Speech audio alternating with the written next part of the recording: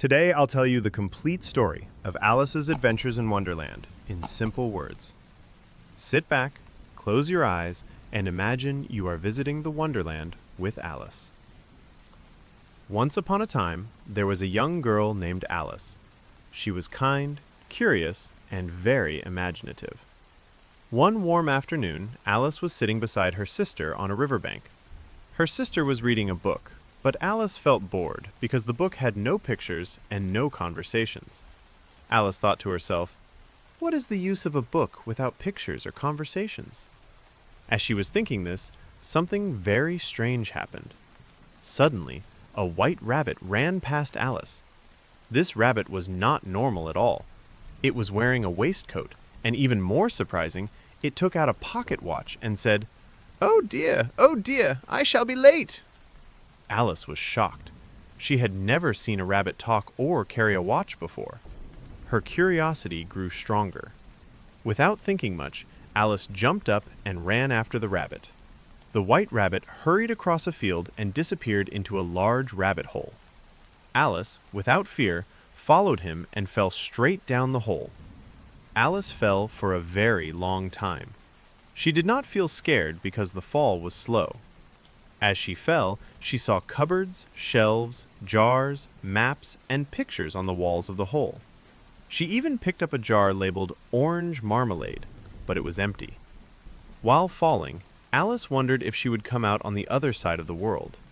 She imagined meeting strange people and animals. Finally, she landed gently on a pile of dry leaves. She stood up and looked around. Alice found herself in a long hall filled with many small locked doors. She tried opening them, but none of them worked. Then she saw a small glass table. On it lay a tiny golden key. Alice tried the key on a small door hidden behind a curtain. It opened. Through the door, she saw a beautiful garden full of bright flowers and fountains. But the door was too small, and Alice could not fit through it. She felt sad and began to cry. On the glass table, Alice found a bottle with a label that said, "Drink me." She carefully checked that it was not poison, then drank it. Suddenly, Alice began to shrink until she was small enough to fit through the little door. But then she realized she had forgotten the key on the table, and now she was too small to reach it.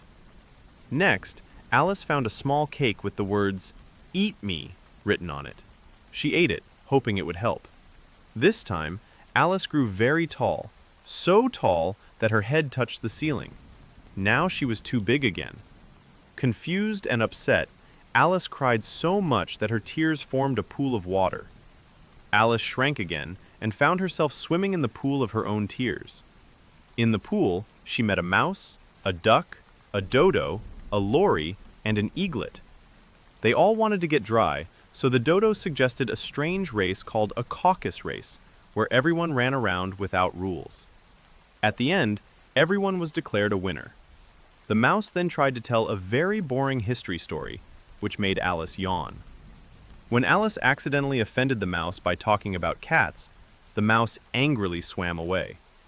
The white rabbit appeared again and mistook Alice for his servant, Mary Ann. He sent her to his house to fetch his gloves and fan. Inside the house, Alice drank another bottle and grew so big that she filled the entire house. Her arms and legs stuck out of the windows and doors. The rabbit panicked and called animals to help. They threw stones at Alice, but the stones turned into little cakes. Alice ate them and shrank back to normal size, then ran away into the forest. Alice met a blue caterpillar sitting on a mushroom, smoking a hookah. The caterpillar asked her, "Who are you?" Alice did not know how to answer because she kept changing size. The caterpillar explained that one side of the mushroom makes you grow, and the other side makes you shrink.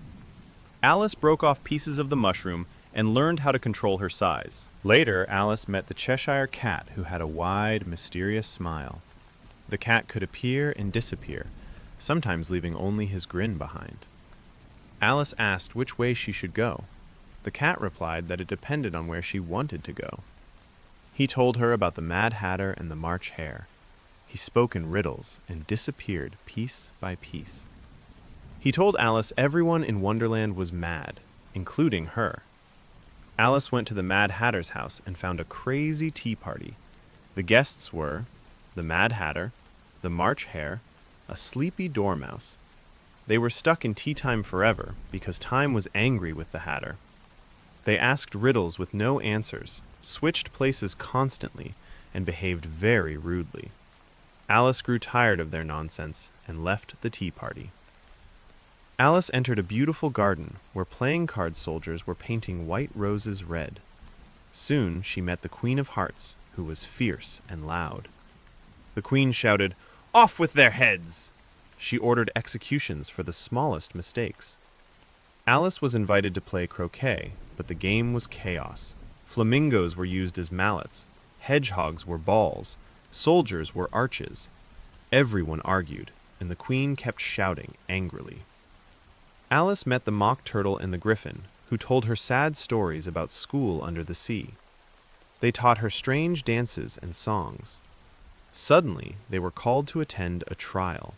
The Knave of Hearts was accused of stealing the Queen's tarts. The king was the judge. The jury was confused and silly. Witnesses included the Mad Hatter, the Duchess's cook, Alice herself. As the trial continued, Alice began to grow larger again. The Queen ordered Alice's execution, but Alice bravely shouted, "You're nothing but a pack of cards!" Suddenly, the cards flew into the air, and Alice woke up. She was back on the riverbank with her sister. It had all been a dream. Alice told her sister everything she had seen. Her sister smiled and later dreamed of Wonderland herself. And Alice grew up, always remembering the magical world of Wonderland, full of curiosity, imagination, and wonder.